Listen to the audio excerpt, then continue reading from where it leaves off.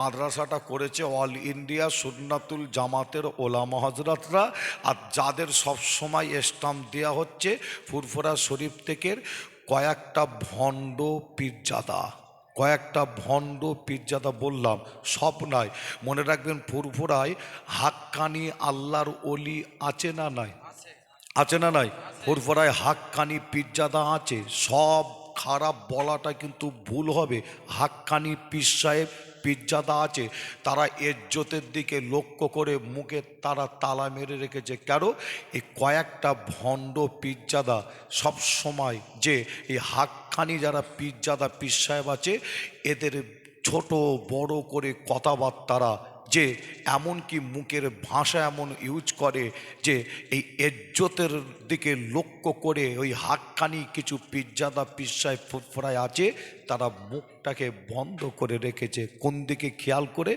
ইজ্জতের দিকে। যে হা কেন আপনাদের জানায়, তেনারাও জানেন যে শিক্ষার বিরোধিতা করা যাবে না, শিক্ষার বিরোধিতা করা যাবে না। তেনারাও জানেন যে আপনাদের ছোট ভাই ছেলে হিসাবে আপনাদের বলে যায় যে কয়েকটা ভণ্ড দেখবেন, মোবাইল খুললে কয়েকটা ভণ্ড পীরজাদা আসছে, সব সময় মোবাইলে পাওয়া যায়, তারাই আপনার বিরোধিতা করে। আমি সেই সমস্ত ভণ্ড পীরজাদাকে যদি আমি একজন পীরজাদা হিসাবে যদি প্রশ্ন রাখি যে তুমি যাকে স্টাম্প দিচ্ছ দাদা হুজুরের সিলসিলার কেউ নাই, দাদা হুজুরের সিলসিলার বিরোধী, যে অল ইন্ডিয়া সুন্নাতুল জামাতকে স্টাম্প দিচ্ছ যে দাদা হুজুরের সিলসিলা বিরোধী, স্টাম্প দিচ্ছ দাদা হুজুরের সিলসিলার বাইরে, দাদা হুজুরের সিলসিলার সাইনবোর্ড ব্যবহার করছে, নানা রকম আরও কত কি কথাবার্তা আপনারা নিশ্চয়ই সোশ্যাল মিডিয়ায় শুনছেন। বাংলার মানুষ তোমাদের কাছে যদি একটা যদি প্রশ্ন রাখে, দাদা হুজুরের আম্মাজানের নামে তুমি কটা মাদ্রাসা করেছো দেখাও। কথা ঠিক না ভুল? দাদা হুজুরের আম্মাজানের নামে তুমি কটা মাদ্রাসা করেছো? আমি আসিম বিল্লাহ সিদ্দিকী বলছি, একটাও মাদ্রাসা করে রে, একটাও মাদ্রাসা করে রে। এরা হচ্ছে আবার অল ইন্ডিয়া সুন্নাতুল জামাতের ওলামা হজরতদের স্টাম্প দিচ্ছে, বলছে ফুরফুরা বিরোধী, দাদা হুজুর বিরোধী। বুঝতে পারছেন না? পাঁচ হুজুর বিরোধী। যে খুব সাবধান, আল্লাহ হেফাজত করেন। আমি বলি অল ইন্ডিয়া সুন্নাতুল জামাত এনারা দাদা হুজুরের গণ্ডির ভেতরে, সিলসিলার ভেতরে থেকে এনারা খেদমত করছে, কাজ করছে। এবার অন্যায় দেখলে এই অল ইন্ডিয়া সুন্নাতুল জামাতের ওলামা হজরতরা ইসলামিক তরবাল চালিয়েছে, আর সেই তরবালে যখন ভণ্ড পীরজাদা পড়ে গেছে তখনই বলছে ফুরফুরা বিরোধী। বুঝতে পারছেন না? যে ইসলামিক তরবাল যখন চালিয়েছে, সেই তরবালে যখনই পড়ে গেছে তখনই বলছে ভণ্ড এরা। এদের আবার বলছে যে তবে আপনাদের ছোট ভাই ছেলে হিসাবে আপনাদের জানাই, আপনি বলবেন ভাইজান আপনি তো মাইকে অনেক কথা বলছেন যে আপনি কটা মাদ্রাসা করেছেন। আমি আসিম বিল্লাহ সিদ্দিকী আপনাদের বলে যাই, একটা একটা করে নাম বললে অনেক সময় লাগে। নদিয়া জেলা, সেখানে একটা মাদ্রাসা, হাওড়া জেলা, সেখানে একটা মাদ্রাসা, হুগলি জেলা, সেখানে একটা মাদ্রাসা, আপনাদের এখানে গাংহাটি বলে একটা জায়গা আশপাশে আছে কোথাও, গাংহাটি নাম শুনেছেন? যে সেখানে একটা মাদ্রাসা। এমনকি আপনাদের বলে যাই হাওড়া জেলা, সেখানে একটা মাদ্রাসা। এরকম আমি আসিম বিল্লাহ সিদ্দিকী অনেক মাদ্রাসার দায়িত্বের মধ্যে আছি। আমি আবার কিছু মাদ্রাসা নিজে আবার চালাই। যে আপনাদের ছোট ভাই ছেলে হিসাবে আপনাদের জানাই, এবং আরও মাদ্রাসা করার চিন্তা ভাবনা আমি করেছি।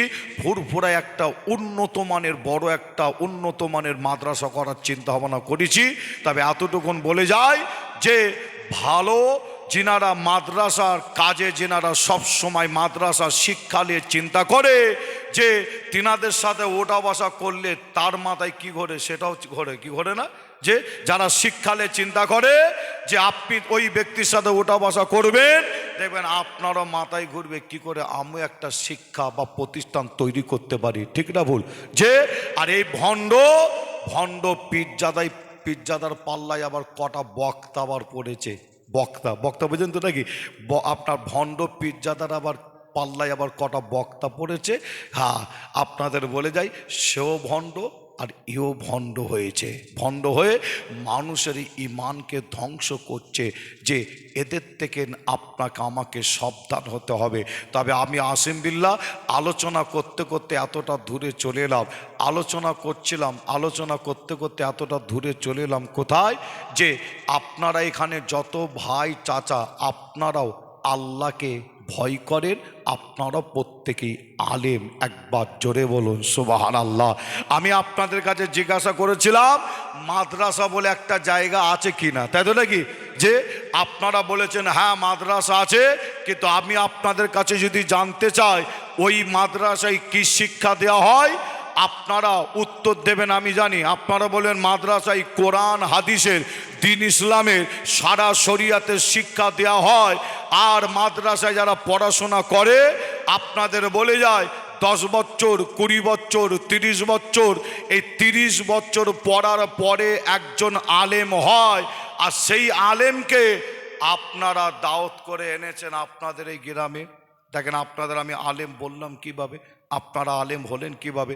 একজন ব্যক্তি 30 বছর মাদ্রাসায় পড়েছে আর ওই ব্যক্তিকে এখানে এনে বসিয়েছেন। ওই ব্যক্তি 30 বছর পরে কোরআন হাদিসের জ্ঞান নিয়েছে, সারা শরিয়াতের জ্ঞান নিয়েছে, একজন আলেম হয়েছে, আর তাকে আপনারা এখানে এনে বসিয়েছেন।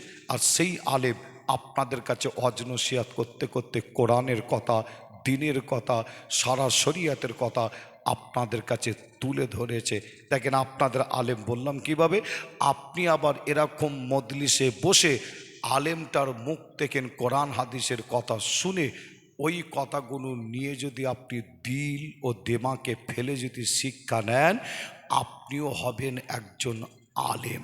জোরে বলুন, জোরে হবে না? আর একটু জোরে হবে না? আমার মনে হয় আপনাদের ঠিক বুঝাতে পারলাম না আপনি আলেম হলেন কিভাবে, আর আমি আপনাকে আলেম বললাম কিভাবে। যে আরও একটু ক্লিয়ার করি, মনে রাখবেন আলেম হচ্ছে দু রকম। একটা আলেম হলো কিতাব দেখে পড়ে মানে করতে পারে, এ হচ্ছে একটা আলেম। আর একটা আলেম হলো আলেমদের মুখ থেকে শুনে আলেম। মাদ্রাসাও দুটো, একটা নতুন আর একটা পুরাতন। নতুন মাদ্রাসা কোনটা? আপনাদের বলে যায় কলিকাতা একটা মাদ্রাসা আছে, নাম হলো কলিকাতায় আলিয়া, নাম শোনেন না? এই আলিয়া মাদ্রাসাটাকে আমি বলি নতুন মাদ্রাসা। ফুরফুরায় একটা বড় মাদ্রাসা আছে, দাদা হুজুর নিজের হাতে ভিত দিয়েছিলেন, ফুরফুরা ফাতিয়া সিনিয়র টাইটেল মাদ্রাসা, ওটাকে আমি বলি নতুন মাদ্রাসা। আর আপনাদের আশেপাশে যত মাদ্রাসা আছে, আপনাদের জানা মতে একটা বড় মাদ্রাসার নাম বলি, নাম হলো জামিয়া মাদ্রাসা। কি আছে না রাই? এই জামিয়া মাদ্রাসাটাকে আমি বলি নতুন, এবং আপনাদের আশপাশে যত মাদ্রাসা আছে এগুলোকে বলি আমি নতুন মাদ্রাসা। তাহলে বলবেন ভাইজান পুরানো মাদ্রাসা তাহলে কোনটা? প্রশ্ন থাকতে পারে, কি থাকতে পারে না? যে আপনাদের বলে যায় এগুলো হলো নতুন, আর পুরানো মাদ্রাসা হলো কোনটা জানেন?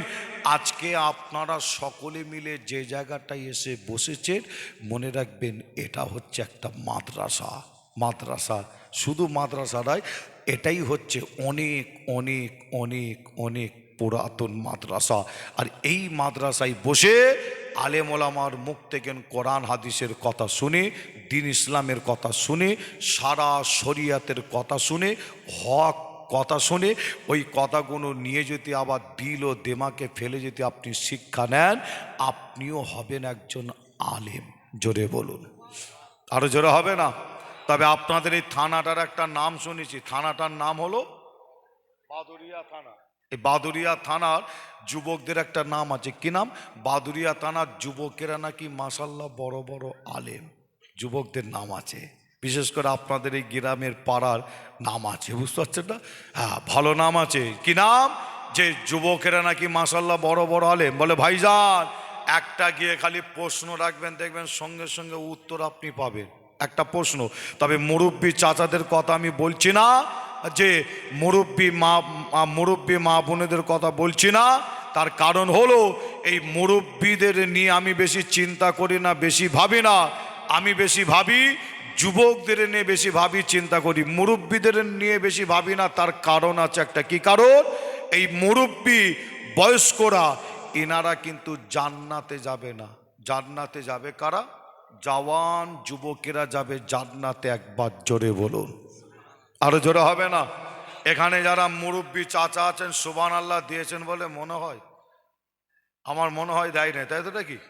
যে দিয়েছে, যে আপনাদের মনে হবে আসিম বিল্লাহ সিদ্দিকী ভাই এই কথাটা মনে হয় কিতাবের বাইরে বলে ফেললো, যে না, কিতাবের মধ্যে পাওয়া যায় মুরব্বি বয়স্করা জান্নাতে যাবে না, জান্নাতে যাবে কারা? জওয়ান যুবকেরা। আচ্ছা, জান্নাতে যাবে না আর কারা জানেন? কিতাবের মধ্যে পাওয়া যাচ্ছে যারা কালো দেখতে হবে।